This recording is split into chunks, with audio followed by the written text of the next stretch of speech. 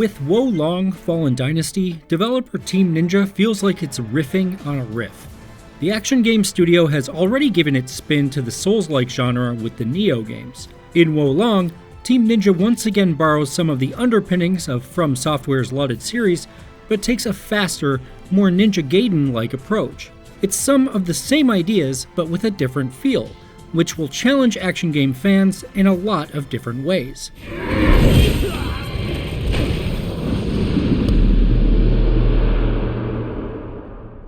GameSpot got an early look at Wo Long's playable demo on PlayStation 5, which gives a snapshot of the game's combat systems. A lot of the foundation will be familiar to Souls-like fans. Enemies hit hard and are tough to kill, often sporting unblockable or uninterruptible animations.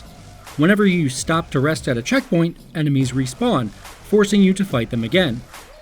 Healing is limited to a small set of flasks you carry, and using them takes a very long time, leaving you open to attack. Most fights come down to analyzing or memorizing enemy attack patterns so you can exploit weaknesses and avoid taking an abundance of damage. But as mentioned, Wo Long takes a much faster and more aggressive approach to that foundation than most other Souls-like games, making it most comparable to something like Sekiro: Shadows Die Twice. Wo Long focuses on Chinese martial arts, and thus much of its gameplay is about speedy strikes and redirecting your opponent's force. Its biggest adjustment from similar games, though, is that it drops the usual stamina gauge that dictates how many moves you can make before you stall out.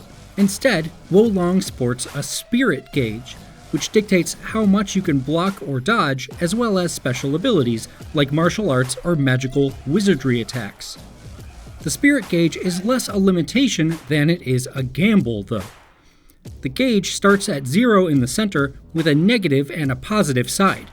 When you take damage, block attacks, dodge, or use special abilities, you lose spirit, so the gauge pushes into the negative. If your gauge fully fills up on the negative side, a hit from an enemy will stagger you, leaving you vulnerable for a long time. Conversely, though, striking enemies fills up the positive side of the spirit gauge, which allows you to use special attacks or to dodge and block more with no penalty. So you're rewarded for fighting aggressively. What's more, enemies also have a spirit gauge. When they hit you, they gain spirit while you lose it, and when you hit them, they lose spirit while you gain it.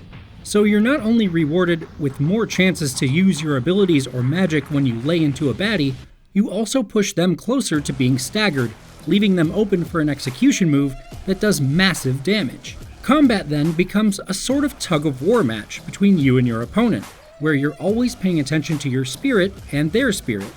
Enemies come at you fast, and the best way to deal with them is to block their blows, but you need to be ready to exploit an opening or you risk being overwhelmed. Enemies also have unblockable critical attacks that can do major damage if they hit you, but this is where Wo Long's dodging mechanics come in.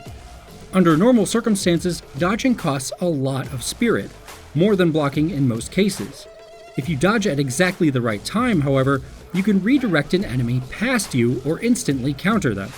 Executing a perfect dodge on a critical strike does major harm to an enemy's spirit gauge, while leaving them vulnerable to your attacks, so mastering the timing of dodging critical strikes is key.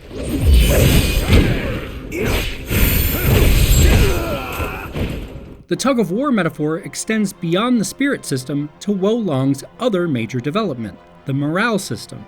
It's a way through which Wo Long feels like it's marrying Souls-like action game encounters with RPG-like systems. Throughout the game, you have a morale level, as do your enemies.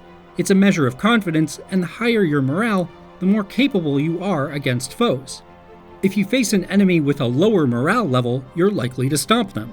Opponents with higher morale are tougher. Your morale goes up as you defeat foes, so if you run into an enemy with a higher number than you, it's possible to leave and go take down some lower level enemies in order to build up your morale and even the odds.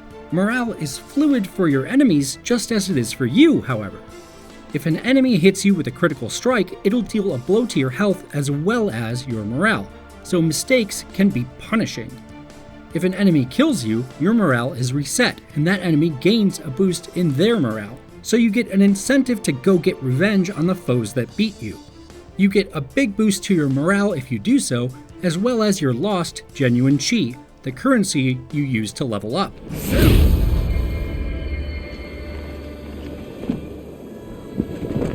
All those systems work together to create fluid battles that are both fast and aggressive, and require you to use your head. Taking out a bunch of smaller foes before facing a tougher leader enemy can give you an advantage, both by raising your morale and by cutting off bonuses the leader character gets from their allies. There's also good reason to explore other paths if you hit an enemy you can't beat, because finding checkpoints where you can place battle flags raises the floor of how low your morale can drop if you die. That way, if an enemy kills you, less time is needed to raise your morale so you can face them again.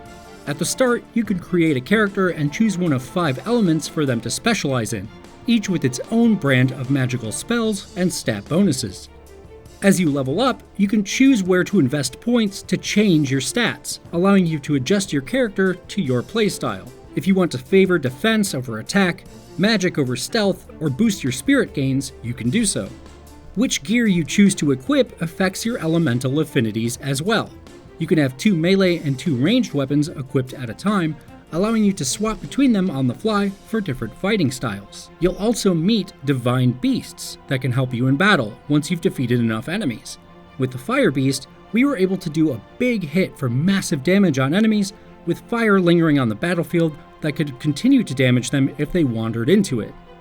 The Wolong demo culminated in a tough, multi-phase boss fight that really brought all the systems together. In an extended battle, you really get a sense of how morale and spirit influence the game. The fight is as much about dishing out a lot of damage and avoiding attacks as it is about managing spirit, to make sure you can deal with the boss's next round of strikes or push him to the brink so you can land a powerful execution. In truth, it wasn't until the boss fight that I really started to get how Wolong wanted me to play it. It's less about dodging attacks and minimizing health loss, and more about blocking, staying close to foes, and hitting them hard when the window opens.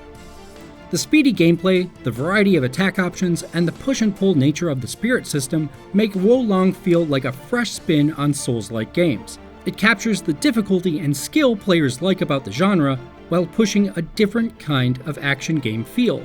Though we haven't seen all of Wolong in action yet, Team Ninja's demo does a great job of giving a snapshot of a tough game that starts at the same place as other Souls-likes and goes in an exciting new direction.